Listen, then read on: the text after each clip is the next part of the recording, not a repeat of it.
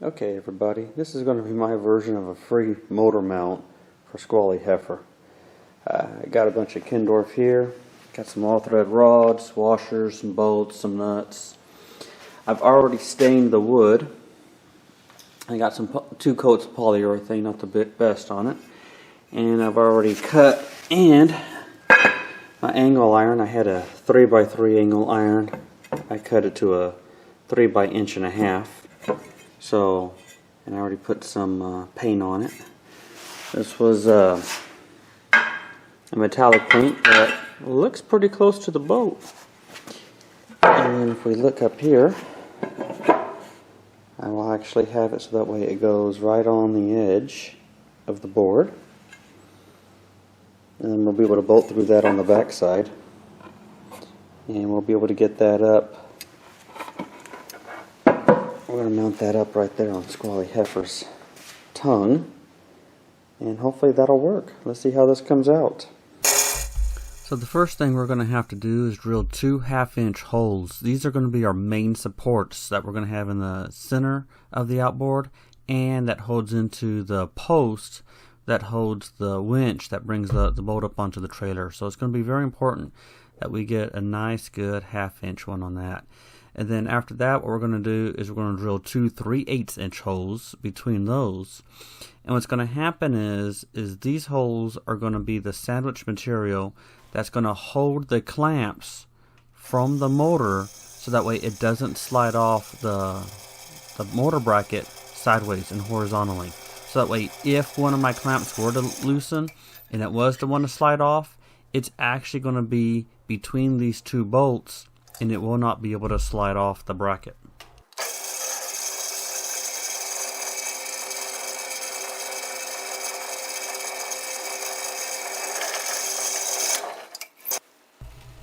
At this point, we take our bracket over to our mounting wood, and then we mark all the holes, the different sizes, and we make sure everything fits properly, and we drill out the holes for the wood.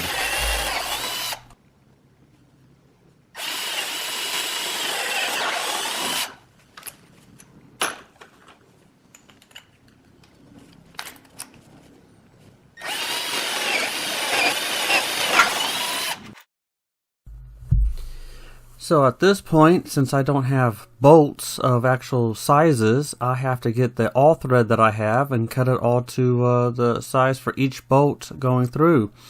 I have several sizes to cut. One is actually for the bracket on the top, and then I have some longer ones that I'm cutting because I have to make different brackets for the bottom to attach down to the trailer.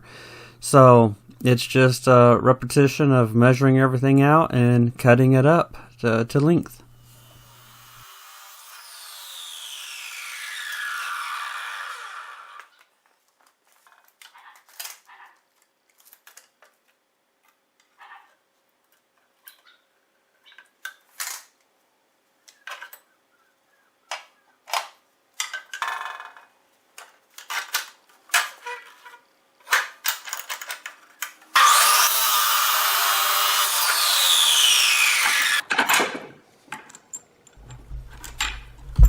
Now that I have all my all threads cut to length, I'm going to go ahead and start bolting the top part of my bracket.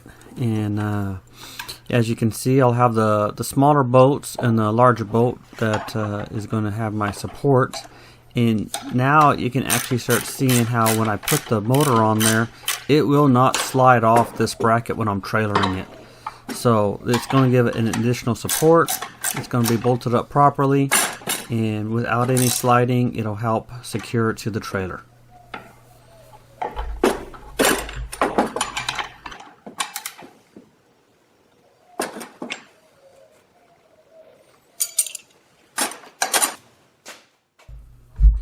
And now I drill the hole for the top post, so that way we can actually mount the bracket to. I don't have a drill bit long enough to go all the way through, so you can see I drilled a hole on one side, I had to mark it on the other, and then drill all the way across so that way I can make it fit.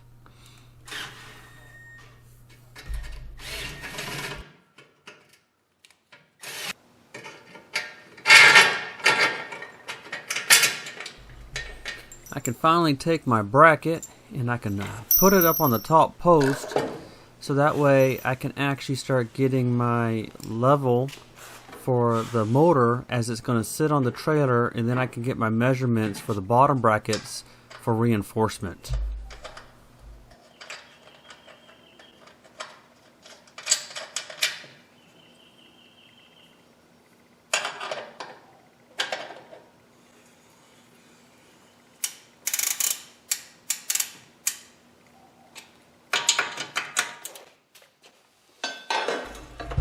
So now that I have my motor bracket mounted to the trailer, I was able to take all of my measurements, make sure that it was going to sit level when I'm actually trailering it with the truck. And then I can cut this Kindorf here on the bottom, and that will actually create my brackets that I can actually sandwich between the new motor mount board and the trailer itself and tighten it up to make a secure connection on the bottom part of my bracket.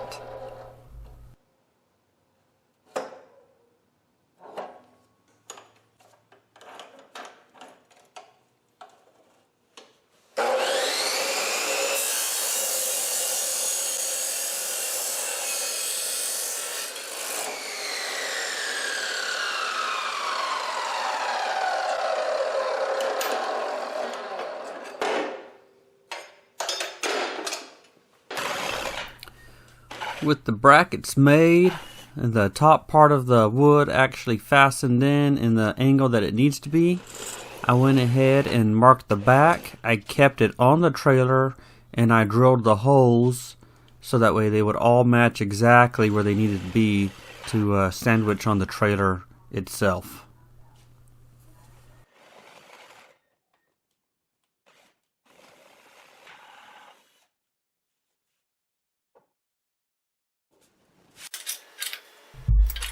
So I used 1.5" Kindorf on the back, and on this side that you're seeing I have 3/4 inch Kindorf, and it's going to be strong enough. I still went with the 1/2 inch all thread bolts and washers in here, and as you can see they were a tight fit. I should have gone with the 3/8 on the bottom, but I'm always over engineering everything. I don't want it to move, and I don't want to have a broken bolt later on that caused my motor to fall off this trailer. So I went as big as I could get for all of the hardware that I had on hand, and it is definitely stout. Well, there you have it. The 1.5" Kindorf on the back held on with those 1/2 inch all thread bolts. You can see how it sandwiches it in. I got the 3/4 in the front with those bolts coming in, and I have lock washers on both sides. So that is a good compression. It's the same compression that's being used up here on the trailer jack. You'll notice that it's just on there, has the bolts, it's sandwiched in. It's got a great compression, and both sides compressed all the way down. And then on the top, I've got the 3/8 on the sides, and then the 1/2 inch in the center, and then actually bolted up to the post.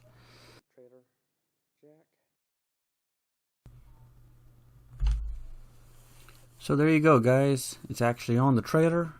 You can actually see it. This is the first time I've taken it out to the lake and trailered it.